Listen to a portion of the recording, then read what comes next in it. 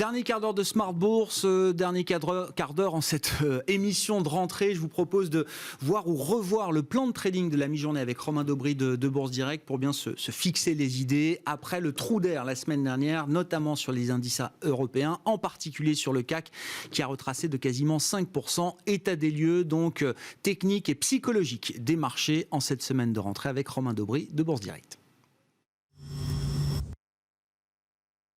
Mais oui, un retracement pour l'instant technique qui s'est joué au cours d'une semaine technique. C'était l'échéance des marchés dérivés qui avait lieu la semaine dernière, vendredi, et dès lundi, enfin dès vendredi, on avait vu des brèches dans la hausse, et puis lundi, des mouvements techniques qui se sont mis en place avant tout, avec des éléments assez brutaux quand même, une baisse de 3,91% sur l'indice parisien, qui en avait pris 4 depuis le mois d'août, donc qui revient à peu près au départ, à la case départ, au-dessus des 6650 points.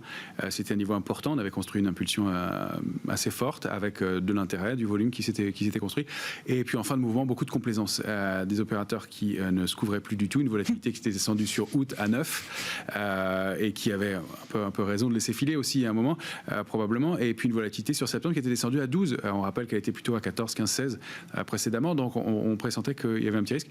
Le rappel à l'ordre a été efficace, les portefeuilles sont à nouveau couverts sur l'échéance de septembre. C'est ça, les investisseurs, des positions dérivées, optionnelles notamment que vous observez, Romain, vous dites oui, la correction de la semaine dernière, les investisseurs en ont tiré les enseignements. Oui, ils ont mis un peu de temps, mais dans le courant de la semaine, ils ont commencé à protéger à nouveau les portefeuilles. On a un niveau de couverture qui remonte sur les niveaux actuels. Moi, j'observe toujours la couverture autour des niveaux actuels. On sait qu'autour de 6006, il y a un ratio put-call qui est supérieur à 1,20, donc qui indique que les opérateurs sont protégés. C'est le cas donc jusqu'à 6006. En dessous, jusqu'à 6004, il n'y a plus grand-chose. À 6004, il y a à nouveau un peu de put. Et sous 6004, pas beaucoup non plus. Donc, on n'a pas les opérateurs qui sont très inquiets, mais qui ont fait remonter la volatilité à 15 ce matin à peu près, 18,5 sur le VIX, avec des pics de volatilité à 22, 23 sur le VIX. Donc un petit coup de stress qui était quand même assez marqué, et puis avec une journée de baisse importante jeudi, avec 5,4 milliards de volume. Donc lourd par rapport à des volumes qui étaient inférieurs à 3 milliards. En plein cœur de l'été, en plein cœur du mois d'août. L'événement qu'on surveille, parce qu'il y a vraiment un événement marquant, c'est que le secteur du luxe qui a plongé, on regardera plus en détail, mais avec des baisses importantes marquées sur des valeurs comme Kering notamment, sur LVMH aussi quand même, et avec des volumes très importants aussi. Kering a quand même perdu près de 20% par rapport à ses points hauts en 4 séances.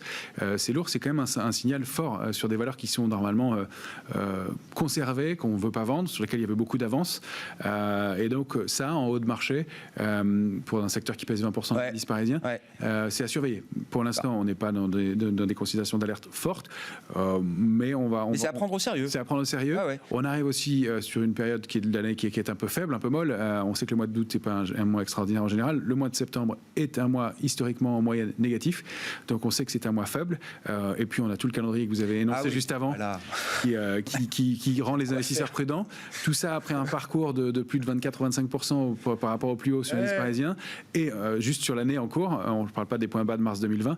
Donc ça se passe de façon plutôt normale et cohérente, mais l'alerte est quand même assez brutale, et le mouvement à une période creuse de l'année, c'est aussi ce qui a joué, a été assez marqué, et donc des choses à surveiller, et pas d'urgence à rentrer dans le marché, en tout cas comme on le faisait habituellement, avec c'est pas un buy the dip aussi systématique, agressif que d'habitude. Je pense pas. D'ailleurs, les investisseurs se sont tout de suite reportés vers des valeurs défensives.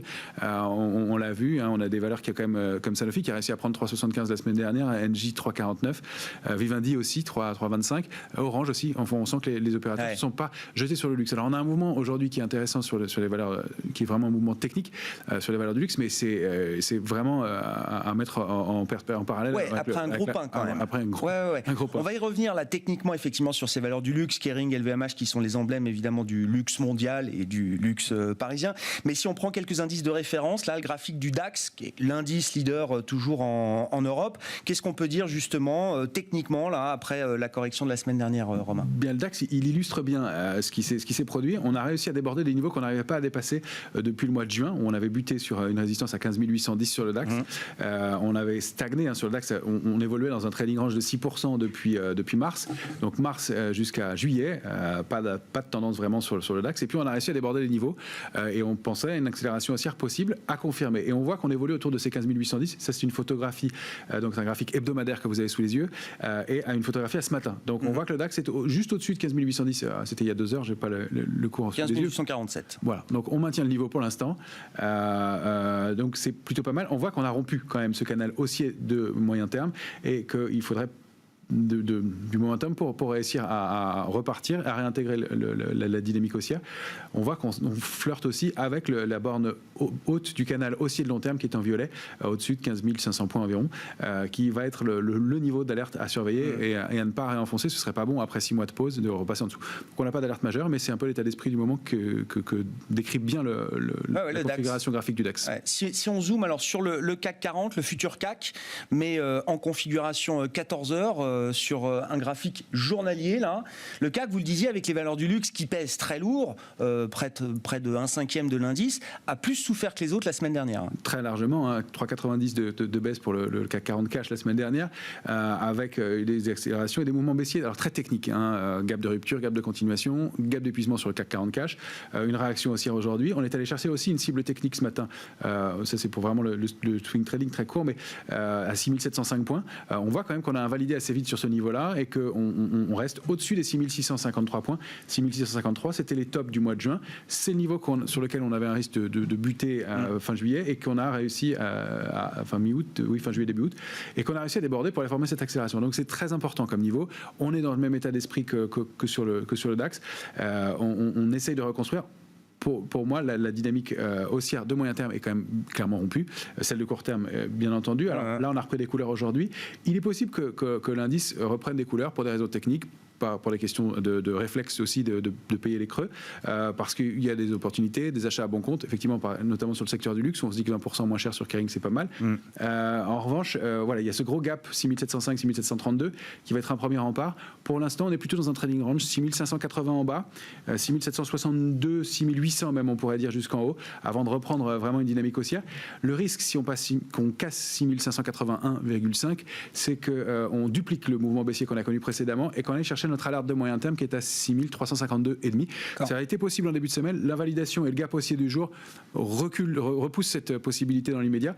Mais il y a un petit risque quand même sous 6580. Donc on resserre nos niveaux d'alerte. Ouais, je comprends, et on reste mobile et un peu on reste sur vigilance. C'est-à-dire que l'alerte n'est pas complètement passée à ce stade. Pas complètement à ce stade. Et on constate qu'effectivement, il y a des achats à bon compte. On va voir si c'est vraiment une réentrée sur le marché.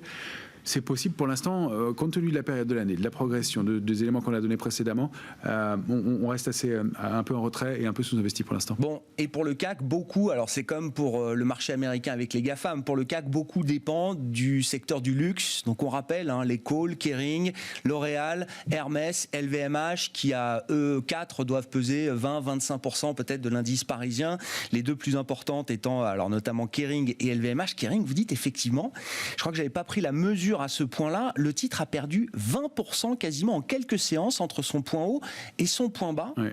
C'est 1/5 de la capi de Kering qui est partie en fumée la semaine dernière en quelques heures, en quelques jours. On n'aurait pas été la semaine du 15 août, c'était le gros titre de tous les médias économiques et financiers la semaine dernière. Ouais, effectivement, ça aurait été un vrai coup d'arrêt et une vraie inquiétude, surtout avec des volumes très puissants, des volumes qui étaient 10 fois supérieurs à la moyenne pour la journée du jeudi. Donc un mouvement qui était important. Là, on a LVMH à l'écran. On peut commencer par LVMH. Ouais. LVMH, on voit qu'il y avait une dynamique haussière, un canal haussier très propre. Je vous ai remis le call Pfizer, le mois de novembre dernier, où on a réussi à déborder un top à 431 et aller former une accélération importante pour aller chercher jusqu'à 697. Donc, un mouvement très puissant. 160% de hausse sur LVMH depuis les points bas de mars 2020. Une soixantaine de pourcents, je crois, depuis le call Pfizer. Donc, qu'une pause se mette en place, c'est légitime. On voit cette structure en épaule, tête épaule, qui est un peu déformée, mais qui, compte tenu de la réaction du marché, est bien une épaule tête épaule, avec un mouvement de baisse qui pourrait se prolonger un peu encore. On le voit jusqu'à 567, donc de doubler quasiment le score encore à peu près à la clôture de vendredi soir, 7 à 8% de baisse possible sur les valeurs du luxe. Donc pas d'urgence à rentrer dessus. Alors le mouvement pourra s'invalider si on dépasse les niveaux actuels, donc la ligne de coup de la figure, et qu'on vient se réinstaller bien au-dessus de 590. on pourrait 590. 600 D'accord. oui c'est ça, de cette zone-là de la ligne de coût d'invalider le mouvement de baisse compte tenu de la structure, du moment encore une fois et des volumes et de la propreté de la figure, oui, on a plus de chances de confirmer. Donc, méfiance dans ce rebond. On reste encore une fois en retrait. Même si on reprend 3 ou 4% dans les jours qui viennent, on constate que les volumes ont été très lourds.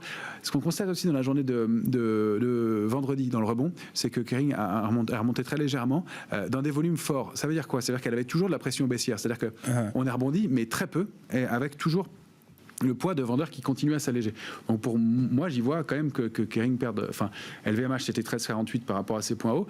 Que ces valeurs-là, qui sont des boosters, qui sont dans certaines sociétés interdites d'être vendues. Bien sûr, exactement. Certaines gestions interdisent de les vendre. Qu'elles baissent autant dans telle proportion, avec autant d'avance. En général, ce sont les valeurs faibles qui baissent en premier et pas les valeurs fortes.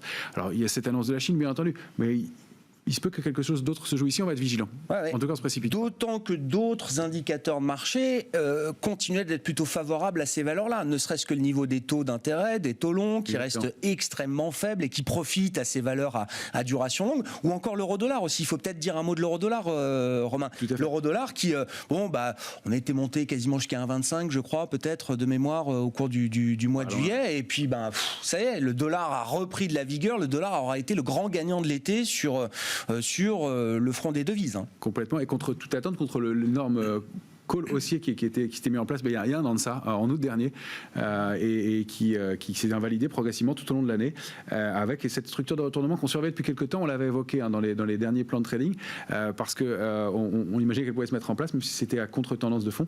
Mais là, on a rompu un 17,58. On voit cette ligne de coup à nouveau, et cette grande tête-épaule qui pourrait emmener l'indice jusqu'à cette zone 1,11,04, 1,12,25, et qui devrait être effectivement, ce mouvement de baisse devrait être favorable au secteur du luxe, et favorable aux exportatrices, et ce qui est effectivement contre-intuitif aussi.